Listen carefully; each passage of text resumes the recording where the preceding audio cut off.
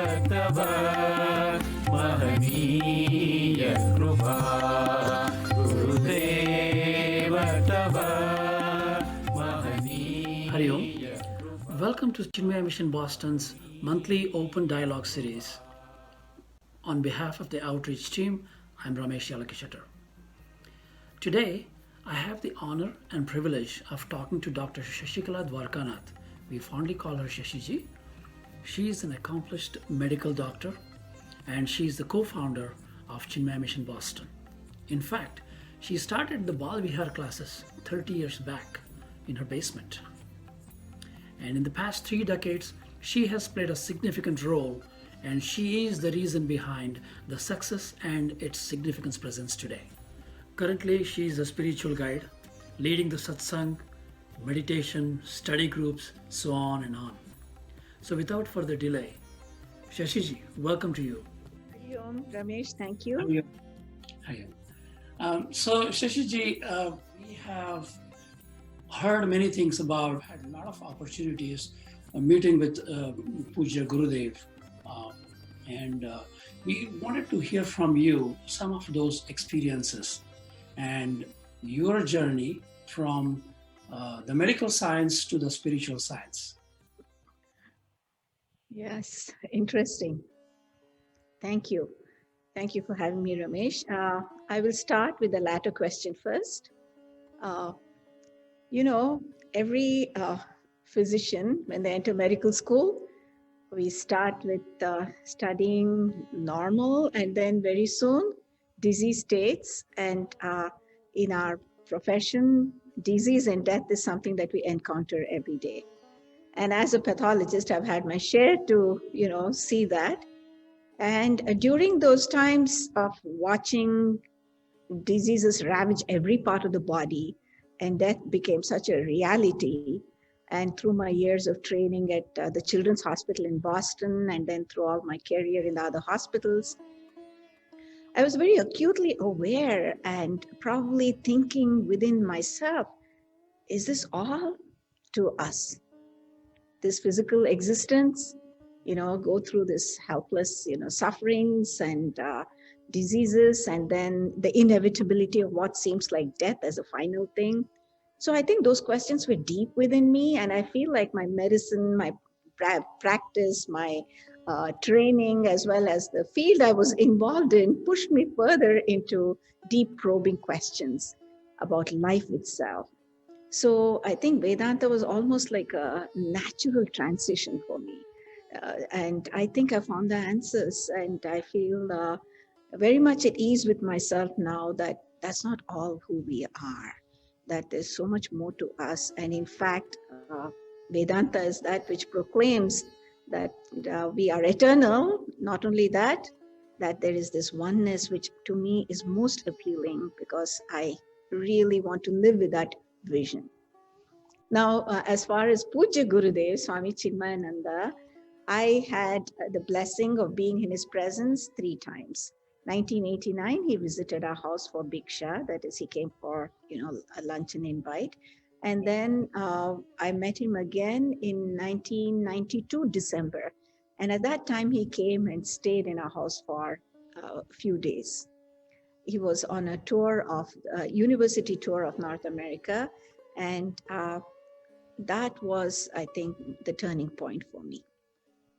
Although I had started Bal Vihar classes in my house after his first visit in 89, I think in 92, my transformation started, I feel, because his presence was just, I don't know how to explain to you, Ramesh, but all I can tell you was I was markedly influenced by a profound silence within me, although things around me were so busy and hectic. Because when Gurudev comes to any home, there's a whole bunch of devotees and visitors and people who have organized all his talks, everybody just flooding into your home. My home was like an open place at that time.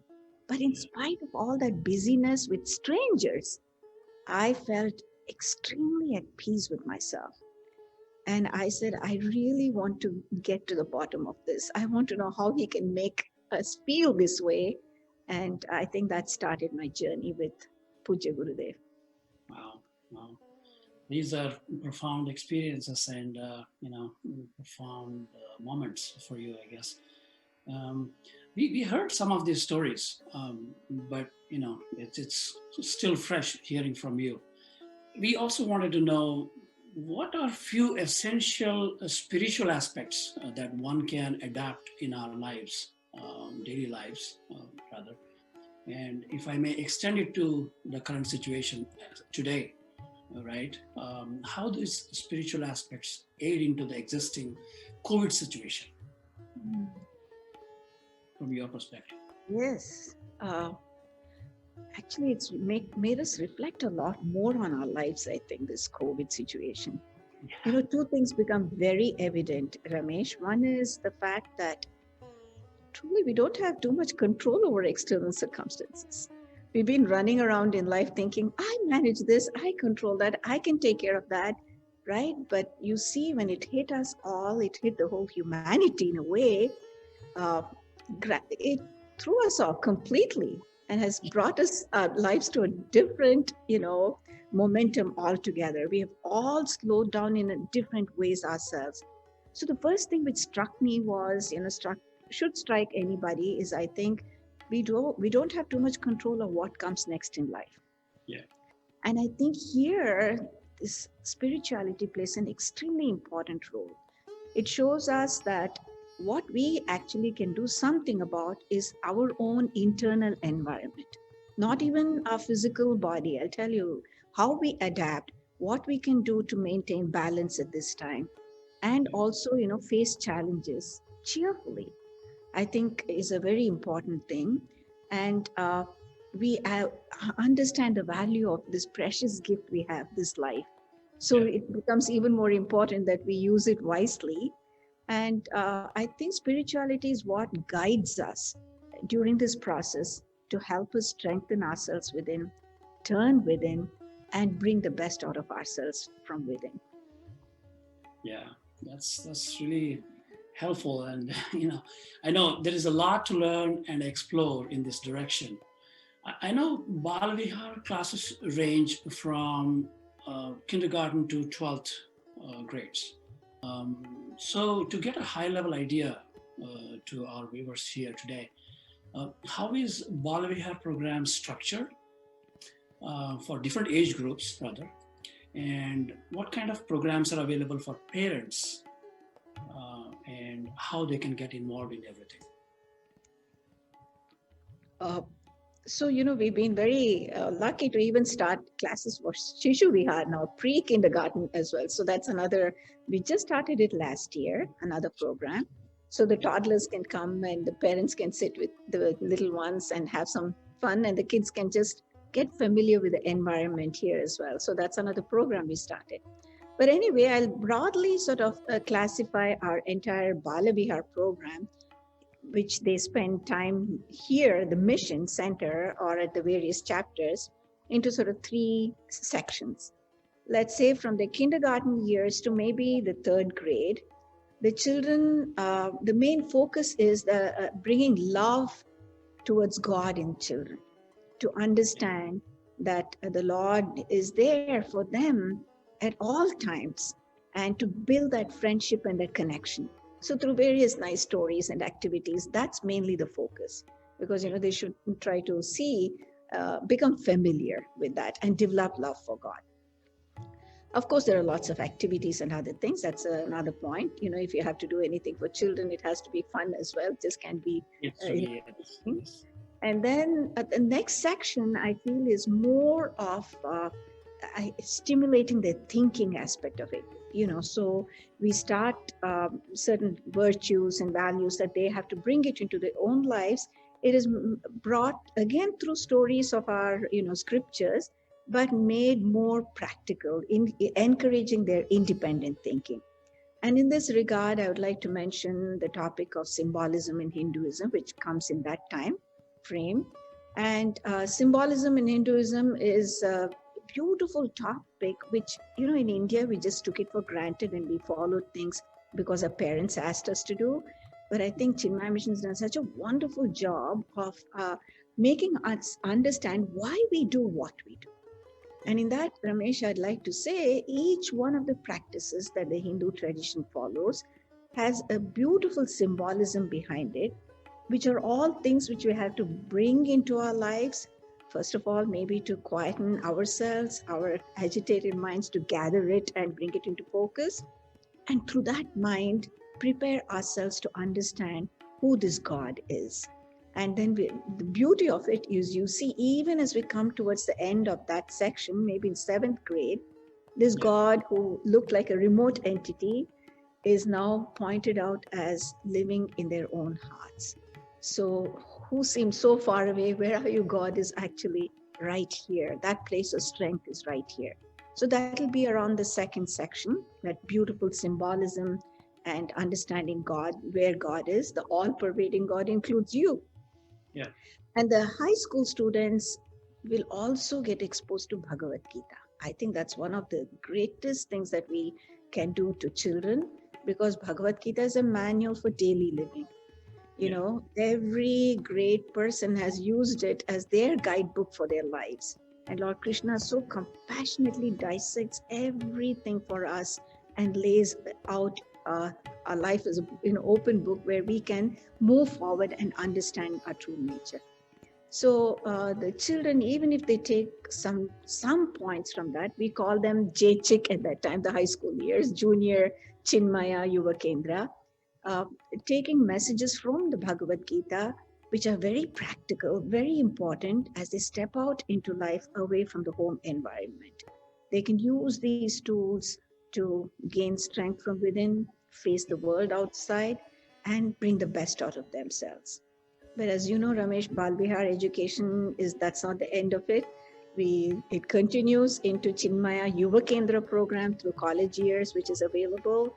The Chinmaya Setukari program, which is available from age 35 to almost, 55. And then the Vanaprastha starts. So there's something for everybody. Our Gurudev thought of everything for everyone.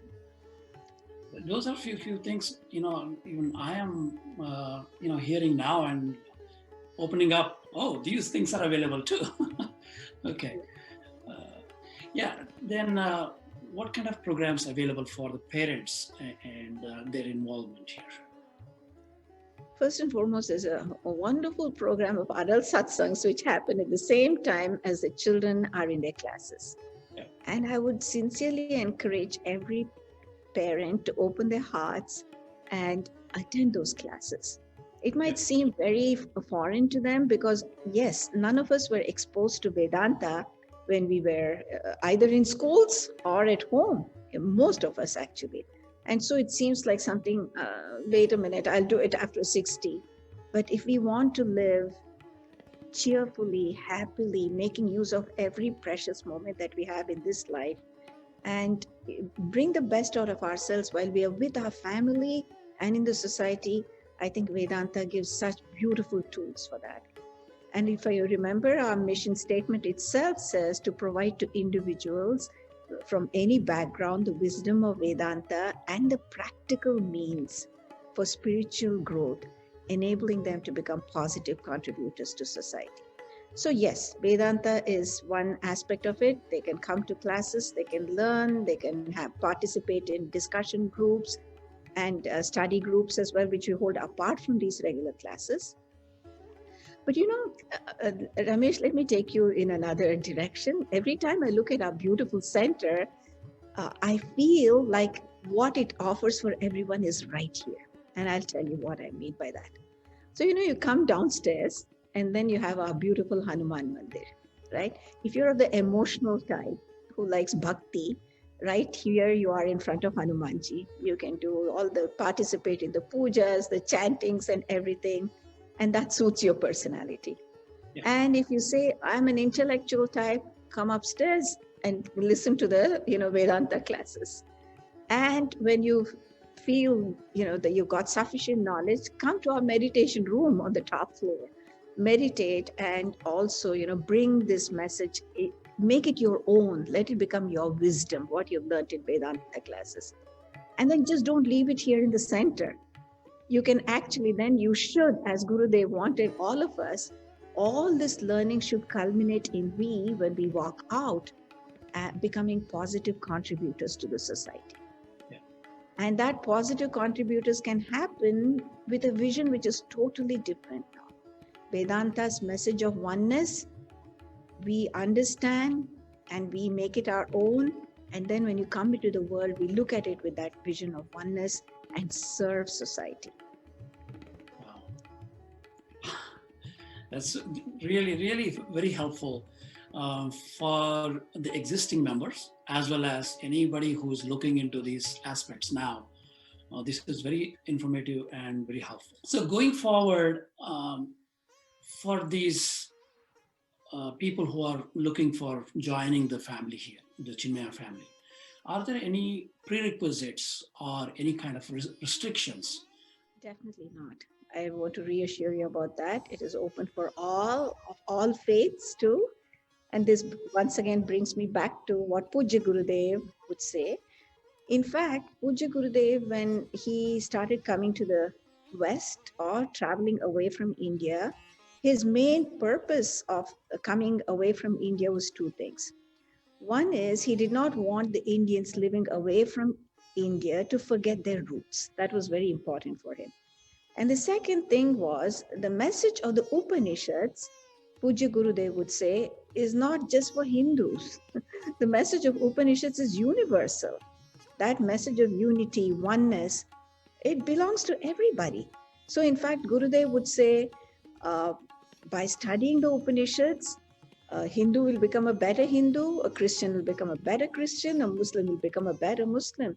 He never would encourage any changing of faiths or anything, but see the teaching of the Upanishads, understand it, and live with that understanding and harmony. So it's not for any particular group of people, sect of people, absolutely not. This message of universal oneness belongs to all of us. The children from the different schools also are brought into our center, and you have talked to them and you answered those questions. Even the youngsters ask several questions to you and you have answered them. So that's very, very nice. It's a beautiful setting there. What are the opportunities along with these learnings, what they do in the regular classes and all? What are other opportunities they have and they can explore further? Absolutely. Uh, in the younger grades, I think they have enough activities, classroom activities which keep them engaged and they're happy. But the youth are dynamic. We have to harness their dynamic potential. That's what Gurudev would say, because they are itching to do some activities and actions. And I tell you, I'm so proud of them. Even during this COVID times, the children have been so eager to do some service work. And they have participated in clothing drives, food drives, and also they themselves have packed food for people who need it as well. And it's amazing to see that wanting to serve attitude in the children. So there's a great opportunity for service as they grow older and to become involved in the community. And I think this COVID time actually has brought that out to the best. I mean, for me, I've seen these all through the years. They love to help us serve food in the kitchen and everything. But even though we are not able to see each other, on a regular basis, communicate in person, they have been here to raise things for people who need it. And to me, that's been most heartening. So our youngsters can get involved in a lot of community work and community projects. They can also come, when the center opens, they are also participating in teaching the younger classes, and they become role models for them as well. And you know what? Our high school teachers now, Ramesh, are children who've gone through the program, who are working now or who are in the university or something. They give their time to come and be with our high schoolers. I can't think of a better inspiration for them. So all these are ways in which I think they are helping. And I'm very, very, I think we are very lucky and very fortunate to have these youngsters who are also service minded. And it comes naturally though. Remember our mission statement again. Get the message of Vedanta and then become positive contributors to society. Understand that underlying oneness and then that loving service to all. That is the whole message. Excellent, excellent. So they have the volunteering opportunities there and community services, which they are expected to do in the schools also. So those things they can avail here. And there's additional learning opportunity um, and the CARD, the Chinmay Organization of Rural Development, and the chick, as you said, the Chinmaya Yuva Kendra, those things, those are few things they can explore further moving forward. Yes. Just from your perspective, what are CMB's future plans, and where do you see in the next few years? Sort of, I've been looking at how the Chinmaya Mission Board has been functioning. To me, that's something which I keep an close eye on. And what's impressed me in the boards is also the fact that they brought a lot of younger generation onto the Chinmaya board. And in this regard, I always think of a very favorite couplet from, do you know our Kannada poet, D.V. Gundappa? Yeah. And I love his writings, and from that his famous work, Mankutimana Kagga, there is a saying. I'll say it in Kannada and then I'll interpret it in English. ಹೊಸ ಚಿಗರು ಹಳೆ ಬೇರು ಕೂಡಿದರೆ ಮರ ಸೊಬಗು ಹೊಸ ಯುಕ್ತಿ ಹಳೆ ತತ್ವದೊಡಗೂಡೆ ಧರ್ಮ ಋಷಿ ವಾಕ್ಯದೊಡನೆ ವಿಜ್ಞಾನ ಕಲೆ ಮೇಳವಿಸೆ ಜಸವು ಜನಜೀವನಕ್ಕೆ Mankutimma, it says. So always, old roots and new shoots make a tree beautiful, strong, and healthy. And then wisdom from older generation and new ideas from the younger generation, when they combine together, will definitely make any place flourish. So I feel like that's what Chinmaya Mission Boston is, as far as its leadership is going. That's where they're heading, and I feel very, very confident that the youngsters are observing and learning, and it's going to be in good hands. And so a very smooth transition will happen when it should happen. That's from the leadership point of view. Now, as far as where I see Chinmaya Mission in 5 years from now, I definitely want younger involvement, more and more so, but I know they're all very busy with the families and career and everything. But I will always make a plea to all of them, because I was in their shoes. I was in their shoes when I started. And when you just carve out a little time and make that commitment for the mission, Gurudev, I'm telling you, please, this is my message to youngsters. Gurudev will make sure that your rest of the life is in heart. It will in no way interfere. So, because this is from my 100% personal experience. Children were 9 and 12 when I started Chinmaya Mission work. And so they went through all their high school years, their SATs and their colleges and everything. Granted, they were so independent by their own choice. But anyway, it happened. Nothing is, missing there. So I feel very confident that if the youngsters get involved, the center will become even more vibrant. So that's my hope. And I hope more and more of our next generation youngsters come and take charge here as well. So that's one thing which I already envision. And then I also feel like, look at what all Chinmaya Mission offers to the community. There's a temple services here, then we have a library here, as well as we have beautiful auditorium which can be rented, and musical events, all these things happen, meditation classes. So I want all of that to flourish. This center should once again, when things open up, become a vibrant center for not just Indians, but others also should start feeling comfortable to come and be part of this vibrant community. And that's what I envision. And I'm sure Gurudev from his early years would look at this use of the center in that way as well. It's happening already, and it is going to continue to happen this way. So that brings us to the end of this conversation, Shashiji. Again, from bottom of my heart and on behalf of my outreach team, I thank you so much for taking time and talking to me today. Definitely, this is going to be very helpful for the prospective communities, prospective families, and there are several subjects you touched upon which are even useful for the existing members as well. So thank you so much again. Thank you. Thank you so much for this opportunity, Ramesh, and really grateful for this. Hari Om. God bless you all. देव तव महनीय कृपा गुरुदेव तव महनीय